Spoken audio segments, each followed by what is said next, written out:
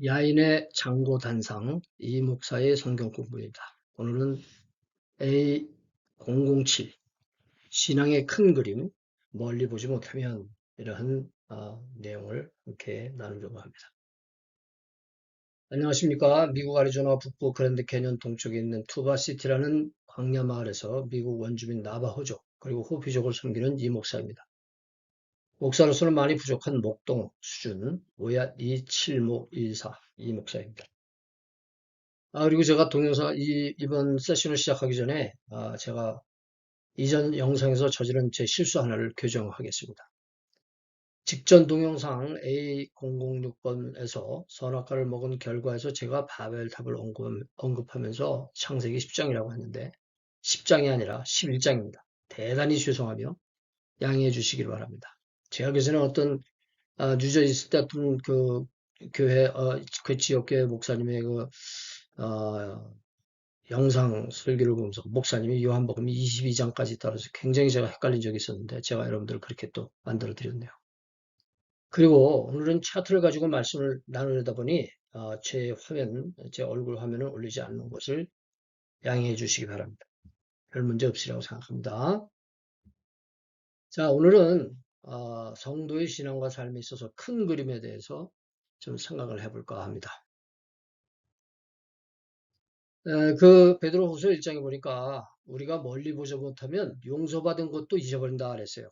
그래서 그 성경 말씀을 보면은 베드로서 1장 4절부터 9절 말씀인데, 이로써 그 보배롭고 지극히 큰 약속을 우리에게 주사 이 약속으로 말미암아 너희로 정욕을 인하여 세상에서 썩어질 것을 피하여 신의 성품에 참여하는 자가 되게 하려 하셨으니, 이 말씀은 제가 그 전에 한번 하나님의 형상을 닮은 존재로서 신의 성품에 대해서 언급을 하기 위해서 인용을 했던 말씀이죠.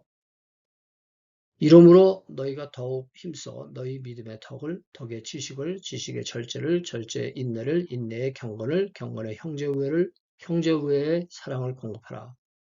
이런 것이 너희에게 있어 흡족한즉 너희로 우리 주 예수 그리스도를 알게 게으르지 않고 열매 없는 자가 되지 않게 하려니와.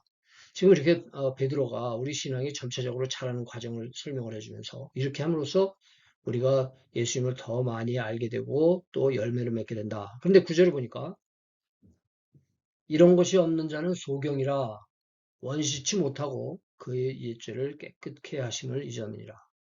멀리 보지 못한다는 거죠. 원시치 못하면. 그래서 영어에는 근시라는 말을 썼습니다. nearsighted라는 근시라는 말을 썼는데 원시치 못하고 그의 옛죄를 깨끗하게 하심을 잊었다. 그래서 우리가 큰 그림을 보지 못하면은 우리 옛죄를 깨끗게 하심을 잊었다고 하는 것은 우리가 그 회개 단계, 기초적인 회개, 우리는 항상 물론 회개를 항상 죽을 때까지 우리는 회개를 해야 되지만 그 기초적인 회개를 하고 죄 용서받은 것도 우리가 잊어버리고 계속 거기 우리 수준에 머문다. 이런 얘기 아니겠습니까? 그래서 우리가 좀 우리 신앙에 부딪히는 여러 가지 그 작은 문제들이 참 너무나 많습니다. 그런데 우리가 이런 큰 그림을 가지지 못하면은 작은 문제들에 물론 이 작은 문제가 작은 문제가 아니죠. 얼마나 우리 인생에 부딪혀오는 문제들이 심각하고 우리를 괴롭힙니까? 그러나 큰 그림을 보게 되면 그 작은 그림이 작은 그 삶의 고통들이 어떤 것인지 우리가 규명을 할 수 있고 또 우리가 그 전체 이것이 다가 아니다. 이런 생각을 가지고 또 그런 어려운 일이 있어도 잘 극복할 수 있지 않을까. 그래서 큰 그림, 이 성도의 신앙과 삶에 이런 것을 제가 생각하게 됐고 이 표를 꾸며봤습니다. 이 표가 절대적인 건 아니죠. 그러나 저에게도 큰 도움이 됐고 또 혹시나 다른 분들에게도 도움이 될 수 있는가. 사람마다 다 다를 것 같아요. 받아주시는 대로 이것이 큰 도움이 될 수도 있고 그저 수박 겉핥기식이 될 수도 있을 것 같지만 또 뭐 어떡하겠습니까. 다 또 서로가 비참한 노력하는 거니까 한번 생각을 한번 해보죠.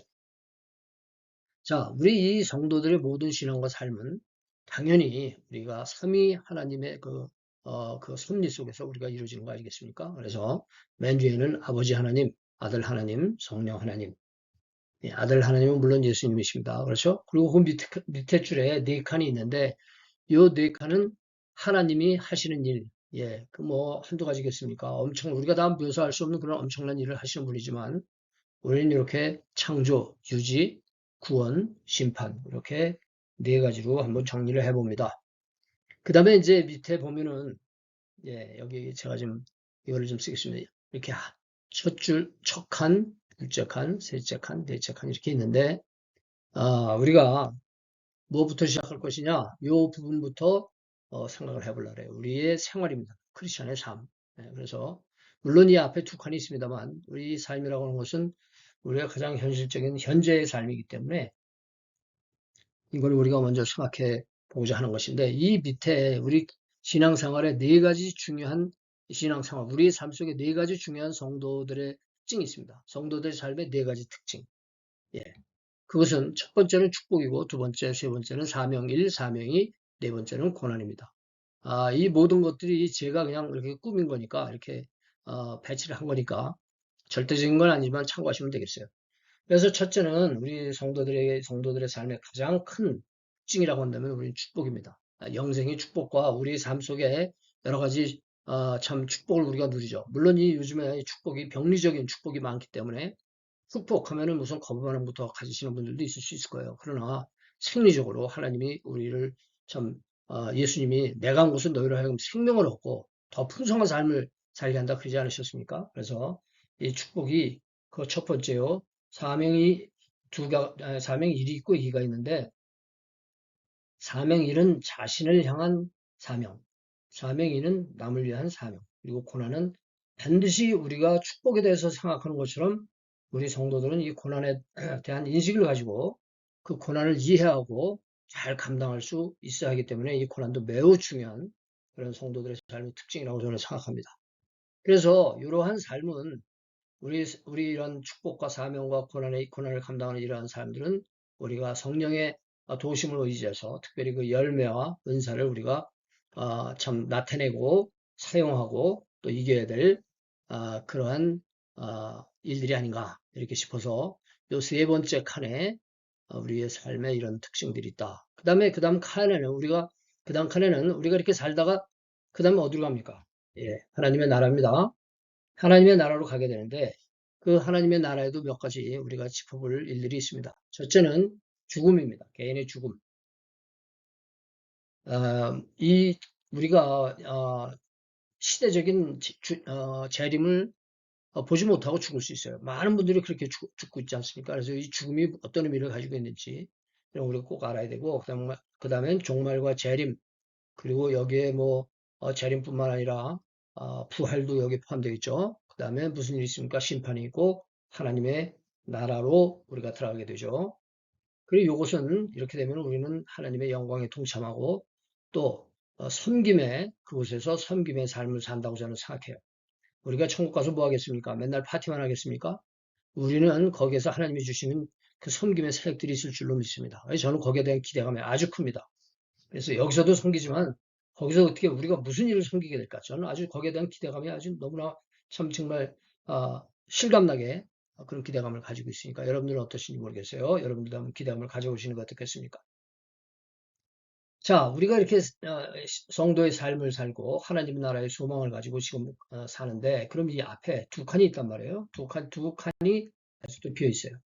이 칸들은 무엇이냐? 어떻게 보면 이러한 그 삶을 살기 이전에 우리가 꼭 알고 믿어야 되는 그런 일들이 꼭 있거든요. 해야 될 일들이. 필수, 미리 다 뭡니까? 이 통과해야 되는 과정입니다. 이 첫 번째를 저는 뭐를 잡았냐면은 진리라고 한번 잡았어요. 진리. 기독교의 진리는 무엇이냐? 그래서 저는 기독교의 진리의 네 가지를 한번 생각해 봤습니다. 그래서 저는 네 기둥, 기독교 진리의 네 기둥 이렇게 한번 생각을 해봤는데 그 네 가지는 첫째는 교리, 둘째는 윤리, 셋째는 공동체, 넷째는 예식입니다. 그래서 교리는 뭐예요? 믿음으로 말미암은 생명, 새로운 삶. 이 생명이 우리의 교리입니다. 교리라고 생각합니다. 저는 그렇게 이야기합니다. 그리고 윤리는 뭐예요? 우리는 이 교리는 무엇을 믿어야 될까? 그 윤리는 뭐예요? 어떻게 살아야 할까? 무엇으로 살아야 합니까? 우리는 사랑으로 살아야죠. 그 다음에 이 신앙을 가진 사람들에게는 공동체가 있어요. 공동체, 신앙 공동체. 그게 우리에게는 교회죠. 그리고 이 공동체들은 예식을 가지고 있습니다. 그것은 예배입니다. 이해가 되시나요? 예, 우리에겐 교리, 윤리, 공동체, 예식이 있습니다. 그리고 이것을 우리는 배우고 믿고 따르고. 그렇죠. 자, 그러면 이제 둘째 칸이 비었습니다. 근데 이 둘째 칸은 제가 좀 어, 마지막으로 하는 이유도 있지만 더 한참 우리가 이 칸의 빈 칸들을 열어보지 않고 좀 그냥 수수께끼 같이 스무고개 하는 것처럼 이것이 도대체 과연 무엇인가? 우리가 이런 진리를 배우고 믿고 따르고 이 중간에 무엇이 있어야 우리가 정말 풍성한 기독교인의 삶을 감당할 수 있는가? 축복과 사명과 고난 이런 모든 것을 잘 감당할 수 있는가? 이 두 번째 칸이 무엇인가? 예. 이게 그야말로 정말 우리는 뭐 마술이 없지 않습니까? 우리에게 마술은 없지만 아주 정말 매지컬한 그런 파워풀한 아주 중요한 포인트가 아닌가. 저는 그렇게 생각을 해가지고 약간 지금 제가 좀 뭐라 그래야 되나요? 뜸을 들이는데 그 네 가지 이거는 무엇이냐? 이 두 번째 칸은요. 훈련이에요, 훈련. 훈련. 아니 뭐 다 아시잖아요, 그죠? 이거 모르시는 분 있어요? 근데 왜 제가 이렇게 뜸을 들일까요? 참 우리가 이 훈련이란 말, 제자 훈련이란 말을 성경에서도 예수님도 말씀하시고 어, 우리가 이것을 위해서 많이 애를 쓰고 노력하지만 어떤 면에서 보면 저는 이 훈련하는 거, 이 구도자적인 이런 훈련을 우리가 개신교에서는 잃어버린 참 그 아트가 아닌가, 로스트 아트가 아닌가, 예, 그런 생각이 들 때가 있어요. 참 우리가 개신교가 종교개혁을 통해서 그 잘못된 행위로 그 참 복음을 면접을 팔고 사고 그런 행위로 구원받는다고 하는 이런 잘못된 그 교리를 벗어버린 것은 분명하지만 그 오직 믿음으로 우리의 노력으로 구원받는 것이 아니라 오직 믿음으로 구원받는다. 이 교리에 매몰드는 바람에 신앙의 삶에 그 구원받은 사람들의 노력하는 삶, 구도적인 삶을 우리가 잃어버린 것이 아닌가. 이런 생각이 들어요. 예. 그리고 이것은 저 자신에게 묻는 질문이고 또 여러분도 한번 스스로에게 물어봐야 할 질문이 아닌가 싶습니다. 그래서 그러면 이 제자 훈련에 포함되는 그 요소들은 무엇이냐? 아, 가장 중요한 것은 우리가 일상적으로 여기 예식에서도 예배가 나오는데 이 예식이 우리 제자 훈련의 한 요소로서 굉장히 그 중요한 그런 특성을 저는 가지고 있다고 봅니다. 그래서 예배가 참 중요하다고 생각하고 그다음에 말씀과 기도, 이 말씀과 기도는 우리가 반드시 하나가 앞서고 뒤서기보다도 둘이 한꺼번에 가야 우리 기독교인들의 가장 중요한 디시플린, 훈련 중에 하나가 아닌가. 요거는 우리가 제자가 되기 위한 과정이라고 볼 수 있어요. 예배드리고, 뭐, 물론 예배는 그 자체의 목적이 있지만, 예배드리고, 말씀과 기도 가운데서 우리가 참 갖춰나가는 거. 그런데, 그 다음에 하나님의 뜻을 찾는다는 거는요, 제자 훈련의 목적이죠. 제자 훈련의 목적.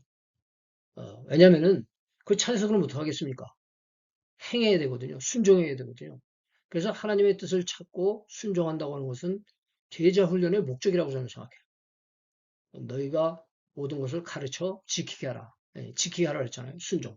그래서 이 참 우리가 이 순종 제자 훈련에 우리 성도들의 그 제자 훈련의 그 궁극적인 목적지가 어디냐? 예, 순종입니다. 순종. 어떻게 생각하십니까? 그래서 이 순종은 어떻게 하는 거예요?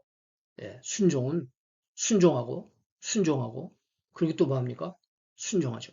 그래서 우리가 말씀을 배울 때도 그렇고 기도할 때도 그렇고 예배될 때도 그렇고 항상 우리는 그 이 예배와 말씀과 기도 가운데서 우리가 찾아야 할 하나님의 뜻이 무엇이고 우리가 행해야 할 그 사명이 무엇인지 우리는 찾아야 될 거로 생각합니다. 자, 이렇게 어떻습니까? 아주 뭐 간결하게 이렇게 다 정리를 해봤지만 물론 이제 우리 그리스도인의 삶을 이 안에 다 집어넣을 수는 없고 그리스도인의 가르침을 이 안에 다 집어넣을 수는 없죠. 그렇지만 저는 이거를 일단 기본으로 삼고 내 자신에게도 드릴 뿐만 아니라 제가 이웃들과 말씀을 나누거나 삶을 나눌 때도 이것을 항상 염두에 두고 그리고 저를 점검할 수 있는 이런 도표를 생각합니다. 이 밑에 한 줄이 비어 있는데 뭐 이거는 자 우리가 진리를 배우고 믿고 따르고 중생 혹은 칭의 그 다음에 제자 훈련을 통해서 우리는 성장하고 또 우리 삶 속에서 우리가 또 성숙하고 하나님 나라에서는 우리가 하나님의 그 영화에 동참하는 그런 우리가 될 수 있지 않을까 이렇게 생각을 해서 여러분들에게 이 차트를 제시했습니다. 알려드릴 말씀 참고해 주시고요. 이 부족한 영상 또 기꺼이 너그럽게 이웃들과 나눠주시면 감사하겠습니다. 그리고 댓글 의견이나 질문 올려주시면은 꼭 읽어보고 댓글 달고 또 제 나중에 또 비디오를 만들 때 참고하도록 하겠습니다. 다음에 또 뵐 때까지 성령 안에서 의와 평강과 희락이 귀 가정에 충만하시기 바랍니다. 저는 이만 여기서 작별의 인사드립니다. 박건의